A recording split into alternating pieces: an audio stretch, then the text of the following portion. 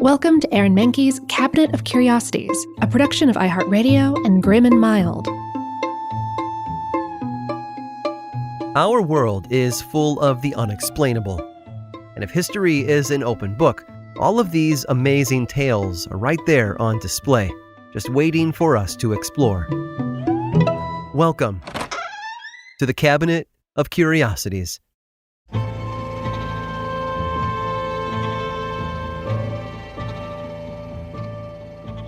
When we're young, we tend to fear the prospect of death. We haven't lived our lives yet, and we don't know what awaits us on the other side, if there even is another side. Those who have lived long, fulfilling lives, however, might see death as the next frontier. After all, they've seen and done it all over here. The idea of the unknowing might not seem so terrifying to them. But in the 1920s, one man set out to prove the unprovable by doing the unthinkable. His name was Thomas Bradford, a professor in Detroit, Michigan. Bradford held a number of jobs over the course of his life. He dabbled in acting, sports, and engineering. But later on, he found himself swept up in the spiritualism movement that had captivated people during the 19th and early 20th centuries. He was one of the many individuals who conducted and attended seances, attempting to communicate with spirits from beyond the grave. An interest that no doubt had been catalyzed by the loss of his wife sometime earlier as well. Spiritualism had taken off in the years following the Civil War, and although many so-called mediums were nothing more than opportunistic fraudsters, the idea that the dead were never really gone proved comforting to those in mourning. Harry Houdini's wife, Bess, famously held a seance every year in the hopes of talking to her beloved husband one more time, and yet he never showed up. And so it was natural for someone like Bradford to look at the grifts being carried out and do a little bit more digging. More than anything, he just wanted proof that these spirits were really there, somewhere, waiting to chat with their living loved ones. In other words, he wanted proof that there was an afterlife. To test this, Bradford came up with an experiment, one which required an assistant to help complete. He placed an ad in the local newspaper seeking someone with a passion for spiritualistic science. He received a response from a woman named Ruth Doran. Doran was not a spiritualist, nor did she believe in the veracity of things like seances or automatic writing. She was reported as saying, "I answered his advertisement through a simple desire to know more about a thing in which I was little versed."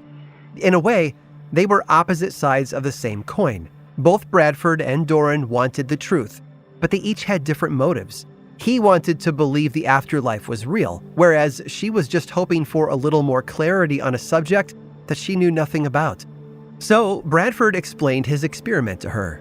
According to a note the police found on his typewriter after it was all over, "It is through scientific facts that I propose to demonstrate clearly the phenomena of spirits and prove that all the phenomena is outside the domain of the supernatural."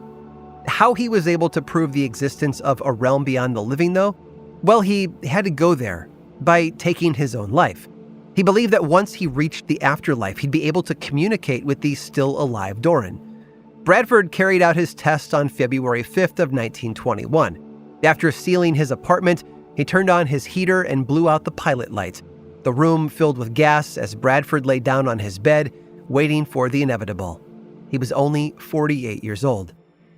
The police soon discovered his body and questioned Miss Doran about her involvement. She claimed that he had not explained exactly what he was going to do, only that he intended to prove that the dead and the living could communicate between realms. A fishy alibi given her involvement, but it was enough to satisfy the police, who ruled his death a suicide. She later told the press, "I am his friend. If he can cause his spirit to come back to Earth, I believe his spirit will come to me first." Hours passed without a word from Bradford, and over the following days, a number of stories were published about what he had done to himself. It all ended with a fairly definitive article published in the New York Times on February 8th of 1921, 3 days after the incident. The headline read, "Dead Spiritualist Silent." I guess he finally got his answer.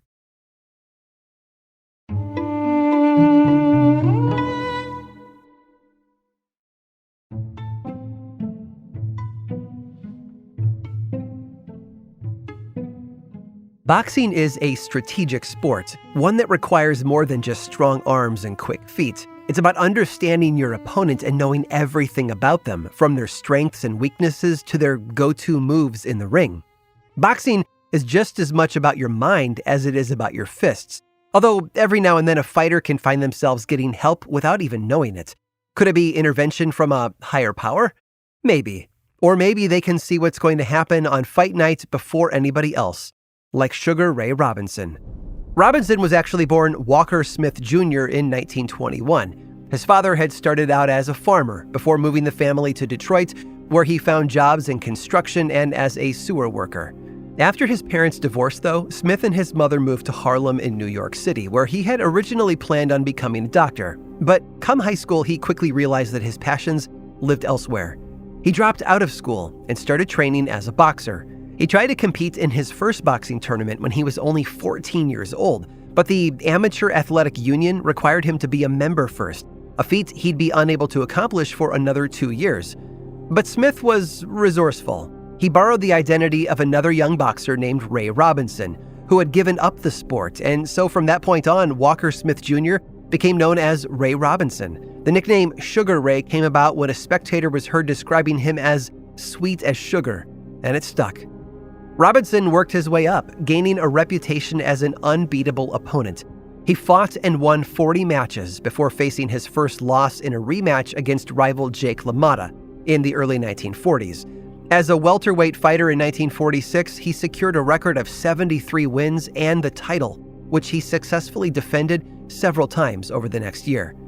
In 1947, though, Robinson would come face-to-face with an opponent he couldn't knock out. It wasn't another fighter. Maybe it was fear, or perhaps fate had laced up its own pair of gloves to take him on. Whatever it was, it scared him enough to make him want out. Robinson was slated to fight a Creole boxer named Jimmy Doyle. Doyle was a few years younger than Sugar Ray. His parents came from New Orleans before moving to Los Angeles, California in 1921. This wasn't a regular match either. Robinson was defending his title once again, and Doyle was ready to take it. But the night before the bout, Robinson was awakened by a dream. Well, more like a nightmare.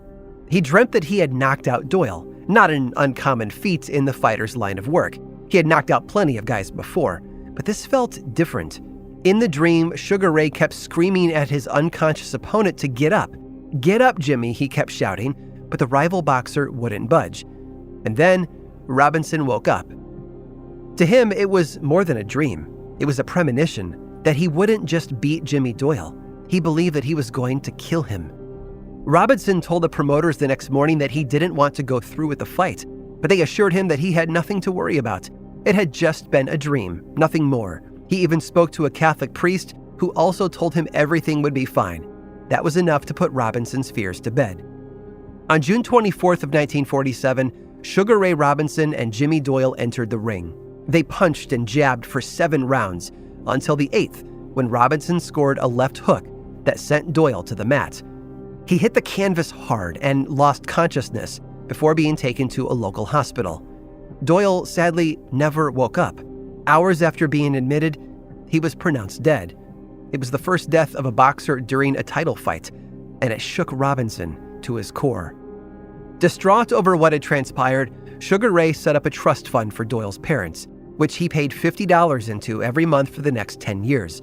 Robinson went on to become one of the most famous and well-respected boxers in the sport's history, but he would be haunted by the death of Jimmy Doyle his entire life. It had been a dream come true in the worst way possible. I hope you've enjoyed today's guided tour of the Cabinet of Curiosities. Subscribe for free on Apple Podcasts or learn more about the show by visiting curiositiespodcast.com. This show was created by me, Aaron Mahnke, in partnership with How Stuff Works. I make another award-winning show called Lore, which is a podcast, book series, and television show, and you can learn all about it over at theworldoflore.com. And until next time, stay curious.